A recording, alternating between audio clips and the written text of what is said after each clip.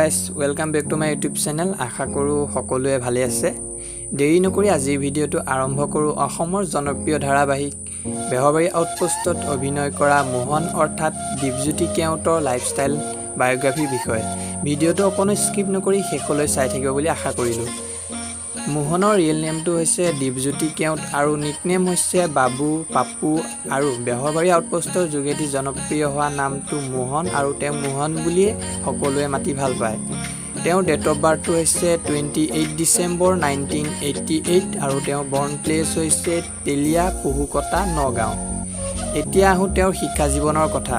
তেওঁ HSLC পাছ কৰে Nagaon government boys হাই school আৰু গ্ৰেজুৱেশ্যন কমপ্লিট কৰিছিল নগাঁও কলেজৰ পৰা। এতিয়া আহোঁ তেওঁৰ ফেমিলিৰ বিষয়ে।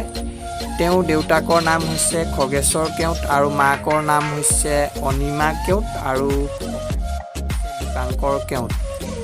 মোহনৰ হাইট হৈছে 5.7 ফিট আৰু ৱেইট হৈছে 80 কেজি এপ্ৰক্স। তেওঁৰ ৰিলিজন হৈছে হিন্দু, নেশ্যনেলিটি ইণ্ডিয়ান আৰু eye colour black, hair colour black. মোহনৰ ফেভৰেট ছিংগাৰ হৈছে অসমৰ জনপ্ৰিয় কণ্ঠশিল্পী জুবিন গাৰ্গ আৰু পাপন মহন্ত। তেওঁৰ ফেভৰেট এক্টৰ হৈছে বিষ্ণু খাৰঘৰীয়া। মোহনৰ হবিজ হৈছে ছিংগিং, ট্ৰেভেলিং আৰু প্ৰফেশ্যন হৈছে এক্টৰ। তেওঁ মন্থলি ইনকাম হৈছে অনুমানিক 30,000 পৰা 40,000।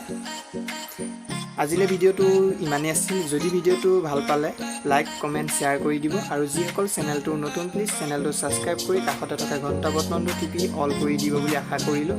পুনৰ এটা নেক্সট ভিডিঅ'ত লগ পোৱাৰ আশাৰে আজিৰ ভিডিঅ'টো ইমানেই। ধন্যবাদ।